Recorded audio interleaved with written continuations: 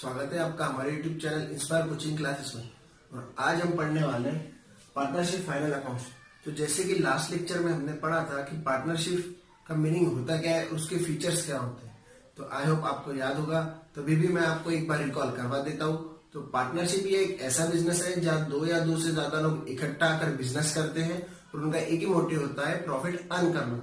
तो जैसे कि आज हम पढ़ने वाले हैं फाइनल अकाउंट पार्टनरशिप फर्म का। तो इसमें बेसिकली होता क्या है, हमें एग्जाम में एक ट्रायल बैलेंस दिया होता है और उसके नीचे कुछ एडजस्टमेंट होती है और उसके आधार पर हमें फाइनल अकाउंट्स बनाना पड़ता है। तो फाइनल अकाउंट्स में बेसिकली 3 अकाउंट्स बनते हैं, trading account, P&L account and balance sheet.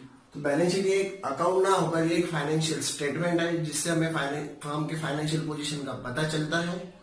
तो हम trading account, profit and loss account और बैलेंस शीट में क्या रिकॉर्ड करेंगे, तो ट्रेडिंग अकाउंट में जो भी एक्सपेंसेस प्रोडक्शन से रिलेटेड रहेंगे वो रिकॉर्ड करेंगे, उन्हें डायरेक्ट एक्सपेंस कहा जाता है। प्रॉफिट एंड लॉस अकाउंट में सभी इनडायरेक्ट एक्सपेंस रिकॉर्ड किए जाएंगे, जबकि बैलेंस शीट में हमें एक साइड पर हमारे बिजनेस के एसेट्स दी जाएगी और दूसरे साइड पर लायबिलिटीज दी जाएगी।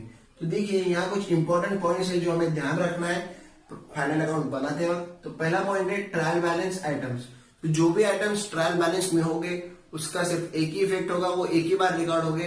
लेकिन ट्रायल बैलेंस के ऐसे कुछ आइटम्स होंगे जिन पर एडजस्टमेंट है तो उनके 2 इफेक्ट होंगे, उसके अलावा बाकी सभी आइटम्स का एक इफेक्ट होगा। तो जबकि एडजस्टमेंट के 2 इफेक्ट होंगे और ट्रेड एक्सपेंस ये ऐसा एक्सपेंस है जो आपको ट्रेडिंग अकाउंट के प्रोफार्मा में भी दिखे होंगे और प्रॉफिट एंड लॉस अकाउंट के प्रोफार्मा भी दिखे होंगे। तो बेसिकली हमें इसे रिकॉर्ड करना कहाँ है, ये तो ट्रायल बैलेंस में दिए होंगे और अगर इस पर एडजस्टमेंट नहीं है तो फिर इसके 2 इफेक्ट क्यों करेंगे सर? आपने तो कहा कि इस ट्रायल बैलेंस में जो आइटम होगा और जिस पर एडजस्टमेंट नहीं उसका एक इफेक्ट होगा। तो बच्चों सही है। ट्रेड एक्सपेंस के साथ अगर ट्रायल बैलेंस में कोई जनरल एक्सपेंस है, ऑफिस एक्सपेंस है, कोई मिसलेनियस एक्सपेंस है तो उस केस में ही उसे ट्रेडिंग अकाउंट में रिकॉर्ड किया जाएगा, अदरवाइज ट्रेड एक्सपेंस को प्रॉफिट एंड लॉस अकाउंट में रिकॉर्ड किया जाएगा। तो चलते हैं नेक्स्ट पॉइंट पे। नेक्स्ट पॉइंट है स्टैंडर्ड एडजस्टमेंट। तो ये होता क्या है, तो पहले हमें ये जानना है कि एडजस्टमेंट क्या होता है। एडजस्टमेंट ये ऐसे आइटम होते हैं जो ट्रायल बैलेंस बनाते वक्त रिकॉर्ड करना भूल जाते हैं, रिकॉर्ड नहीं किए जाते, इसलिए उसे ट्रायल बैलेंस के नीचे एडजस्टमेंट कर लिखा जाता है और हर एडजस्टमेंट के 2 इफेक्ट होंगे। तो यहाँ पर कुछ एडजस्टमेंट दी हुई है जिसे स्टैंडर्ड एडजस्टमेंट कहा है। ये ऐसी एडजस्टमेंट है जो आपको हर क्वेश्चन पेपर में, हर एग्जाम में इसमें से 3 या 4 एडजस्टमेंट आती ही है। तो इसलिए अगर आपको एग्जाम में जाना है तो आपको ये 5 एडजस्टमेंट तो आनी चाहिए। तो देखिए फर्स्ट एडजस्टमेंट है क्लोजिंग स्टॉक। तो क्लोजिंग स्टॉक क्या होता है, तो क्लोजिंग स्टॉक ये ऐसा स्टॉक होता है जो साल के अंत में हमारे पास बच जाता है। इसके 2 इफेक्ट होते हैं। फर्स्ट इफेक्ट होता है ट्रेडिंग अकाउंट की क्रेडिट साइड पर और सेकंड इफेक्ट होगा बैलेंस शीट के असेट साइड पर। तो नेक्स्ट पॉइंट है डिप्रिसिएशन। तो डिप्रिसिएशन क्या होता है, तो मैं इसे आपको एक एग्जांपल के साथ समझाऊंगा। जैसे कि बिजनेस में आपने एक मशीनरी खरीदी है कि जिससे आपको वर्क करना है, प्रोडक्ट बनाना है। तो उस मशीनरी वो मशीनरी आपने 1 लाख रुपए में खरीदी है और 1 साल के बाद आपने उसके यूज करने के बाद उसे बेचना चाहते हो, क्या आपको 1 लाख रुपए मिलेगा? डेफिनेटली नहीं मिलेगा, कम ही मिलेगा। तो ये जो मशीन की वैल्यू कम हुई है इसे कहा जाता है डेप्रिसिएशन। तो ये हमारा लॉस है, इसलिए इसका एक इफेक्ट जाएगा प्रॉफिट एंड लॉस अकाउंट के डेबिट साइड पर। और जो भी फिक्स्ड असेट्स होंगी जिसकी वैल्यू कम हुई है, ये जो लॉस हुआ है हमें वो उसमें से डिडक्ट किया जाएगा और उसका सेकंड इफेक्ट होगा बैलेंस शीट के असेट साइड पर। तो आई होप आप लोगों को समझ रहा होगा। तो नेक्स्ट पॉइंट है आउटस्टैंडिंग एक्सपेंस।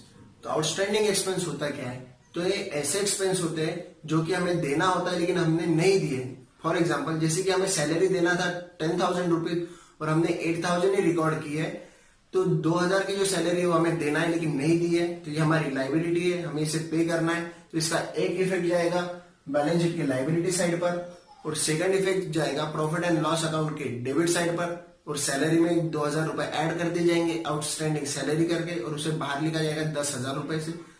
तो आई होप आप लोग समझ रहे होंगे। बहुत ही इजी है, आपको सिर्फ ध्यान देना है और कॉन्सेंट्रेट करके पढ़ना है। ये बहुत ही इजी चैप्टर है, आपको पूरे मार्क्स इसमें मिलते हैं। तो चलिए आगे बढ़ते हैं और नेक्स्ट एडजस्टमेंट देखते हैं। तो नेक्स्ट एडजस्टमेंट है प्रीपेड एक्सपेंस की। ये ऐसे एक्सपेंस होते हैं जो हमने पहले ही एडवांस में पेड कर दिए, लेकिन हम जब कोई भी फाइनल अकाउंट बनाते हैं, फाइनेंशियल स्टेटमेंट बनाते हैं पर्टिकुलर ईयर का, तो हमें उस पर्टिकुलर ईयर के एक्सपेंस ही रिकॉर्ड करना होता है। तो नेक्स्ट ईयर के जो भी हमने एक्सपेंस रिकॉर्ड किए हैं वो हम उसमें नहीं कंसिडर करेंगे। इसलिए देखिए इसके दो इफेक्ट होते हैं। पहला इफेक्ट है जो भी एक्सपेंस हमने प्रीपेड किया है, जितने से ज्यादा अमाउंट पे किया है नेक्स्ट ईयर का, उतना हम लेस करेंगे, और एक्सपेंस है तो ऑब्वियसली ये डेबिट साइड में ही होगा। और इसका सेकंड इफेक्ट असेट्स में जाएगा और उसे हम प्रीपेड एक्सपेंस के नाम से लिखेंगे। जितने अमाउंट हमने ज्यादा पे किए उतने अमाउंट प्रीपेड एक्सपेंस के नाम से बैलेंस शीट के असेट साइड में लिखेंगे। तो चलिए देखते हैं नेक्स्ट पॉइंट। तो नेक्स्ट एडजस्टमेंट है provision for bad and doubtful debts. तो बैड डेट्स होता क्या है? तो फॉर एग्जांपल जैसे कि हमने 50,000 रुपए के गुड्स सोल्ड की क्रेडिट पे, तो हमें 50,000 रुपए लेना है हमारे डेटर से, और उनमें से कोई डेटर्स जिसने 10,000 के गुड्स हमसे परचेस किया था क्रेडिट पे, वो इंसॉल्वेंट हो गया, वो दे नहीं पा रहा है पैसे, उसकी अभी इतनी कैपेसिटी नहीं है कि वो हमें पैसा पे कर पाए। तो ये हमारा लॉस हो गया 10,000 रुपीज का। तो हम लॉस कहाँ रिकॉर्ड करते हैं? प्रॉफिट एंड लॉस अकाउंट के डेबिट साइड पर। तो हम उसे बैड डेट्स के नाम से रिकॉर्ड करेंगे। और 10,000 रुपए हमें जो लेना था वो नहीं मिले, तो 50,000 में से 10,000 रुपए के हमारे डेटर्स कम हो जाएंगे, तो हम उसे भी माइनस करेंगे डेटर्स में से। तो देखिए बैड डेट्स का जो रिकॉर्ड किया जाता है बैड डेट्स, तो इसका एक स्टैंडर्ड फॉर्मेट है। तो चलिए हम वो स्टैंडर्ड फॉर्मेट देख लेते हैं। तो चलिए देखते हैं वो स्टैंडर्ड फॉर्मेट क्या है। तो देखिए इसका first image profit and loss account के डेबिट साइड पर होगा। तो देखिए यहाँ लिखा है बैड डेट्स और साइड में ओ लिखा है।